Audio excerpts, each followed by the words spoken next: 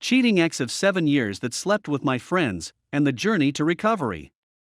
My relationship was my first, and I was the first woman she'd ever dated. We met when we were 18 years old. We had difficulties with her flirting with males throughout the relationship, and I would have to approach her to beg her to stop because it made me uncomfortable, but I trusted her completely.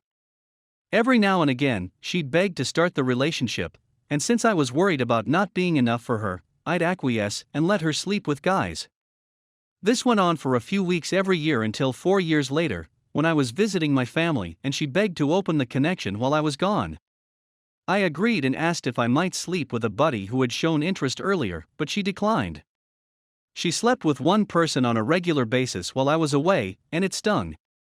When I finally urged her to end the relationship and stop sleeping with him, she said, "Don't you want me to be happy?" and didn't stop. I told her that this seemed like cheating, and that we could end up breaking up over it. She would rather continue sleeping with him than be with me. Throughout the relationship, I was aware that I had not been flawless, my mental health had deteriorated, and I had developed a horrible habit of missing class and sleeping in. I never shouted at her, struck her, or did anything of the such, despite the fact that I was clingy and needy due to my anxiety and PTSD. But I did provide emotional support and care for her needs, and I've always been excellent at growing and apologizing if I irritated her. We were great friends, and I'm a romantic. I was often flirting with her and outspoken about my feelings for her. I handled our first split horribly. I experienced a mental breakdown and had to stay with friends, start seeing a therapist again, and devote myself to work. To be honest, I wasn't very kind to her at the time. She still wanted to be friends, and I would use any chance to debate the morality of her acts with her. She'd constantly shut down and shout at me, all while dating the person she'd cheated on me with. That relationship eventually exploded because she became too serious about him too early. He became enraged because she flirted with his friends, and it became physically violent. She broke up with him and went back to me for help. I was yearning for her affection at the time, and we reconciled and reconnected. I went to counseling to focus especially on the trust difficulties I developed around her, and it was a conscious effort that I fought with every day. I swore to never treat her badly again and to be a forgiving person. I worked hard on my mental health in order to become self-sufficient and stable, so she wouldn't have to see my breakdowns anymore. Despite the fact that she didn't hang out with them very much, I built a network of friends that supported me and our relationship. After we graduated, I struggled to find work in my profession, while she succeeded. For me, our town had a little industry, but it was basically constructed around hers. I mentioned the possibility of relocating to my hometown, where I could easily find work in my field, and, although hers wasn't as large as in our present town, there were still plenty of options. In addition, we'd be closer to my family, whom I seldom saw, and many of my supporting friends. She rejected, citing the fact that we wouldn't be able to see her family as often, at least once a month, since we were moving across the nation. I valued our relationship, and we remained put. I eventually found a job working from home, but the pay was pitiful, and she became the breadwinner. While handling my student loan burden, I utilized the money I earned to give her presents and flowers when I could. We shared the rent, but she was responsible for all of the other expenditures. She would go grocery shopping, and I would prepare our meals. If I didn't have any job, I would clean the home while she worked. Our slogan was "We're a team." During those 3 years of joy, she never requested to open the relationship, and would come home with me after work to spend quality time together. She would join us if I spoke with my buddies online. We went on unexpected road trips and dates and spent every minute of every day together. Then one of our pals, M25, got divorced and needed a place to stay. He slept in our spare bedroom since we had one. Because he is an extremely gregarious and chatty guy, our quality time was unexpectedly interrupted by an additional person. He was continuously at home and required a lot of assistance, which we attempted to provide. Right away, I noted how well he and my ex got along, and how he would tell her things and seek her approval over mine.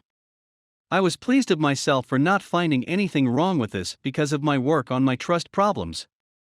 They'd go on walks together, and she'd return home and tell me how it went. I began spending more time with my friends as they chatted, but I made it clear to her that I missed our quality one-on-one time. We tried a few times to have alone time together, but he would inevitably show up and become involved again. She'd attempt to go out of the home to see her closest friend, his wife, F25, so he could get accustomed to being alone. After being vaccinated, I planned a trip to see my parents for the first time in 2 years. Before I left, I warned her that he was needy and weak, and that they should keep some distance between them. She consented and told me that they were just friends, and that nothing bad would happen. I got a nasty feeling in the pit of my stomach at the moment, but I disregarded it. My vacation was fantastic. My parents were overjoyed to see me and considerably more affectionate than usual. All of my internet friends who lived in my hometown came out to celebrate my homecoming, and we had several large celebrations. Every day, I was surrounded by relatives and friends, and they all expressed how glad they were to be with me. Meanwhile, I would text my ex good morning and good night, and tell her how my days were going.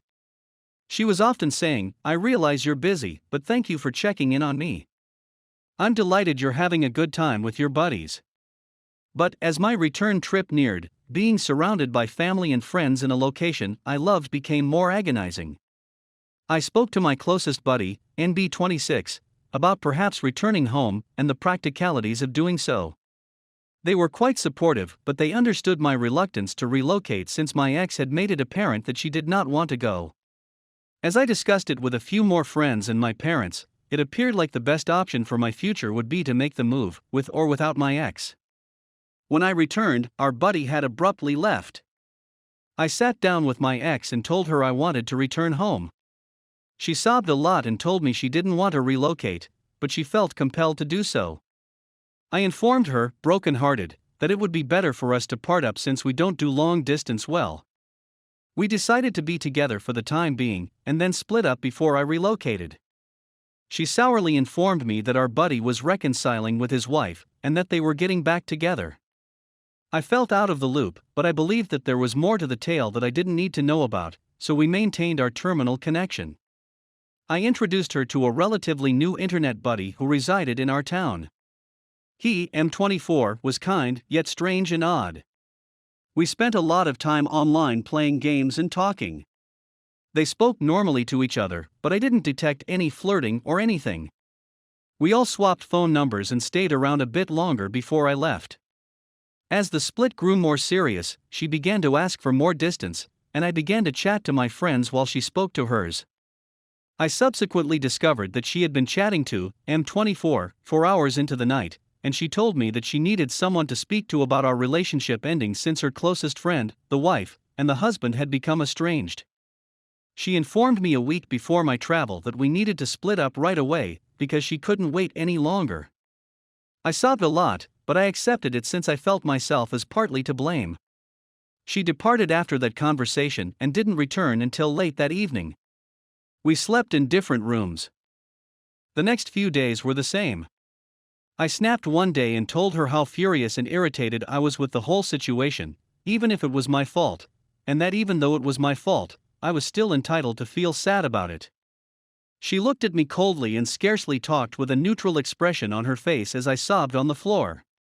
Since he'd been avoiding me, I questioned her directly about her connection with M24. She informed me they'd been sleeping together since the day we split up, just after our conversation. She said that she believes she is polyamorous and that she is dissatisfied with only one lover. I informed her that this was not the way to explore her sexuality, and that I wished she had been honest with me. Defeated, I went to my room and sobbed for hours on the phone with my closest friend. After that, my ex and I sought to maintain a tenuous relationship for the time being, and she warmed up a little as my flight loomed. I had lunch with the husband and his wife 2 days before my trip to say my goodbyes. I informed them that my ex and I had formally ended our relationship, and that I was looking forward to the future. They were both overjoyed for my relocation and overjoyed that I would be surrounded by loving relatives and friends, yet they seemed impatient. While her husband looked guilty, her wife eventually dropped the bomb on me. Before we broke up and before I ever contemplated leaving, he and my ex were sleeping together the whole time I was out of town visiting my family. My ex had been telling him the whole time about how I was an absent and indifferent spouse, and how she wanted to investigate polyamory. His wife found out and abandoned all their present troubles to compel him to return to the home because she didn't want me to be harmed anymore. I was stunned, but I had already been beaten by the news of M24. I said my goodbyes and she apologized for the anguish I was feeling. Her spouse silently apologized as well, perhaps realizing how much he had done wrong. They've both severed all relations with my ex. Before leaving home, I contacted my ex, who responded normally and cheerfully, and told her, his wife told me everything. Would you mind if I stayed away from the home tomorrow while I finished packing? She remained silent for a while, then began weeping and said, I was going to tell you. Before I answered, I don't want to speak about it. I packed my things with another buddy to whom I had confided everything. When my ex came to the home the day before my trip to pick up something, I confronted her. I didn't say anything nasty, rude, or hurtful. I simply told her how eager I was for my trip, and that this was the last time we'd see one other. She cried while I attempted to keep my face straight, making excuses after explanations. I didn't answer to any of them and reiterated that I was simply here to say goodbye. She stated she wasn't a horrible person, and that she realized I may never forgive her, and I remained silent. I kept my thoughts on my flight and the future. I eventually left, and that was the last time I saw her. My packing buddy took me to the airport in the morning and wept as she said goodbye, apologizing for how the past few weeks had gone and how thrilled she was for my friends and family to see me again. It's been 2 months since that happened. Every day at home has been full of affection. My parents are encouraging me while I decide out what I want to do with my life, and my friends make an effort to show me how much they care. I'm frequently invited to gatherings, and they call me every day to check on me. I've started going outdoors and driving myself for the first time in a long time, and I feel much more alive than I did in my ex's town. There are a few ladies that are interested in me, but I've made it obvious that I'm not ready to date just yet. My ex and M24 were both thrown out of my online group, and one of them told him off for hurting me. Everyone, including me, has them both blocked. I just discovered via the wife's social media that my ex has been formally dating M24. The wife is repulsed by everything, and they are no longer best friends. A handful of my friends have informed me that he has a history of being predatory and disgusting to women, and that he has always made them feel uneasy around him. I still worry about my ex, but I have to tell myself that she is no longer my concern. However, I am disappointed in her efforts to explore her sexuality in this manner.